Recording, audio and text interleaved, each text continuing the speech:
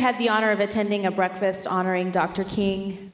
The speaker was Reverend C.T. Vivian. He was an activist, an organizer of sit-ins, a freedom rider,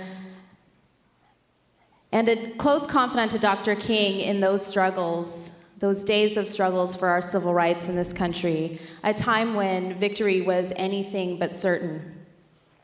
What I remember most from Reverend Vivian's comments was how he described Dr. King as somebody who sat in the back of a busy room, letting the organizers lead the work, gently guiding from behind. His call to action was to the people like Reverend C.T. Vivian, John Lewis, and us. Today, people in all of our communities and across this country are working, volunteering, heeding the call of Dr. King. On this day of service in this country, but here we are in session, so our call to action is here in this chamber.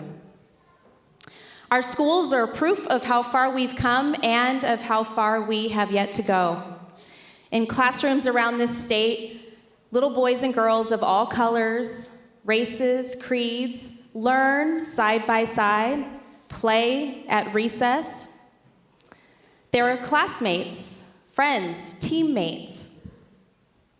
And that only happened because people fighting alongside Dr. King were willing to be beaten, bitten by police dogs, thrown in jail.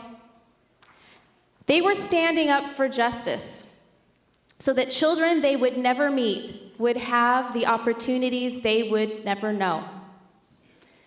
Our schools are no longer segregated in the South, and that is a huge victory. But here in Washington State, a beautiful place untouched by the ravages of the Civil War and the Jim Crow era, our schools are segregated by class.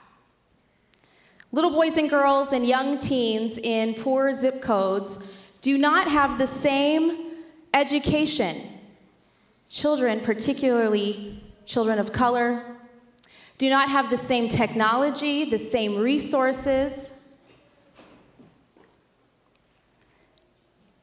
We know that's wrong, and we will march together to fix it. We will come together, we will come to the table. This is our time in this chamber to answer Dr. King's call for the children in our schools. He once said, "We cannot walk alone, and as we walk, we must make the pledge that we shall march ahead. We cannot turn back." There will never be a day when every problem is solved and the members of this body can rest.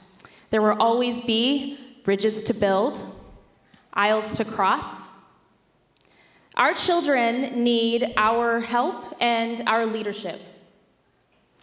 On this day, I hope we can remember the legacy of Dr. King. He said, "Now is the time to make justice a reality for all of God's children." As an educator and as a mother, I believe in those words. There are always barriers to progress and reasons to wait, but right now, mothers of Latino children in Vancouver fear sending their children to school, and teachers talk about those children crying in lunch lines because they fear what is ahead. Because voices of hate and discrimination and intolerance, injustice have grown louder. Children walking the hallways of our schools do not know where they will be sleeping, whether they will eat. Yet, they are expected to learn. Dr. King would tell us to act. He would tell us that now is the time.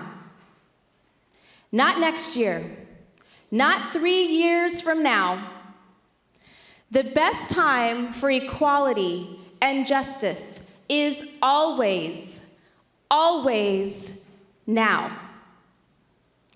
Because if we march together, we can and we will make justice a reality for all of God's children.